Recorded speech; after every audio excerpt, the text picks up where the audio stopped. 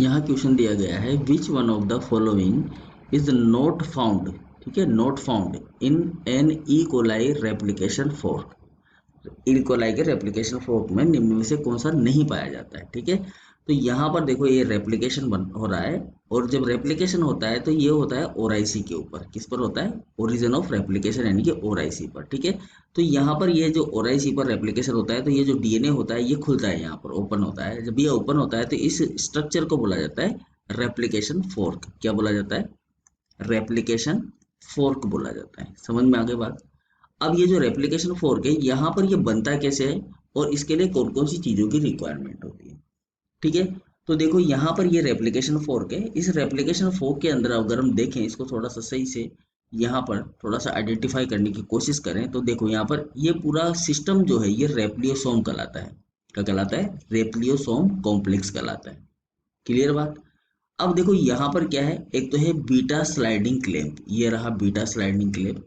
दूसरा है यहाँ पर लोडिंग स्टैंड पॉलीमरेज, ये पॉलीमरेज का ही बीटा स्लाइडिंग क्लैंप है। यानी कि सबसे जो मेन चीज है यहाँ पर ये सारी चीजें हैं, ये सारी मेन चीज है इसकी। ये पूरा का पूरा जो है एक ही एंजाइम है जिसे कहा जाता है पॉलीमरेज, ठीक है, डीएनए पॉलीमरेज। क्योंकि यहाँ पर डीएनए का रेप्लिकेशन होता है तो ये जो एंजाइम होता है ये कहलाता है यहाँ पर डीएनए पॉलीमरेज, ठीक है। कौन सा एंजाइम है ये? डीएनए पॉलीमरेज, ठीक है।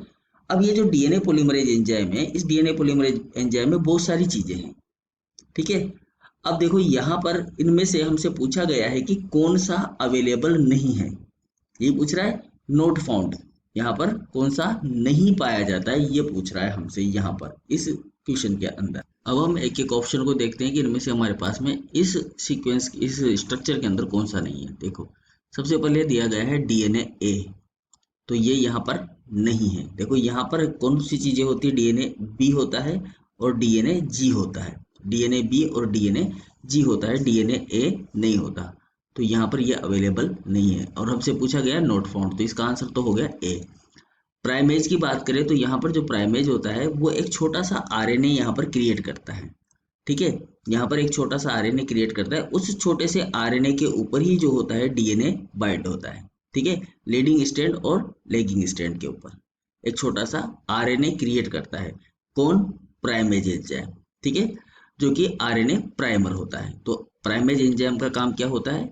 आरएनए प्राइमर को क्या करना? सिंथेसाइज करना। आरएनए प्राइमर का सिंथेसाइज करना, ठीक है। तो यहाँ पर ये होता है क्योंकि आरएनए सिंथेसिस करना पड़ता है यहाँ पर डीएनए के रेप्लिकेशन के लिए स्टार्टिंग में। तो यहाँ पर RNA polymerase RNA primase available होता है।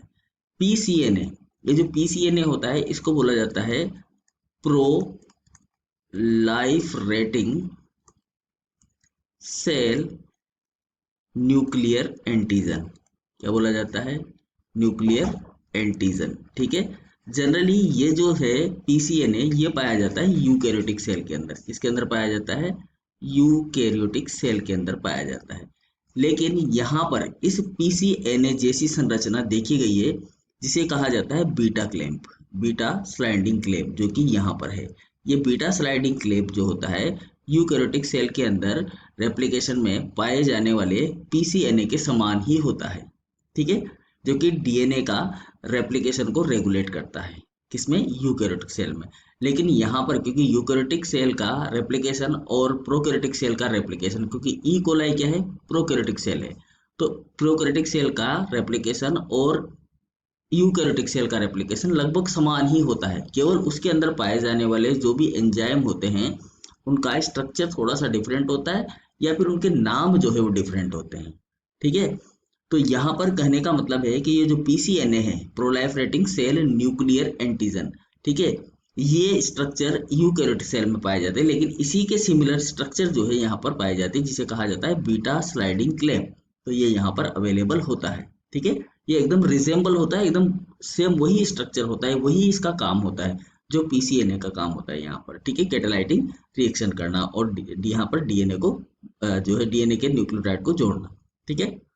दूसरा है D, single standard DNA binding protein. तो ये single standard DNA binding protein जिसे कहा जाता है एसएसबी।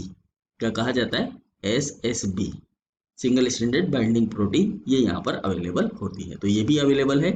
ये भी अवेलेबल है और ये भी, केवल यहाँ पर क्या नहीं है, डीएनए ए यहाँ पर अवेलेबल नहीं है। तो इसका आंसर हो जाएगा DNA A. Okay, thank you. आज ही प्ले स्टोर से डाउनलोड करें एग्जाम@2Z ऐप।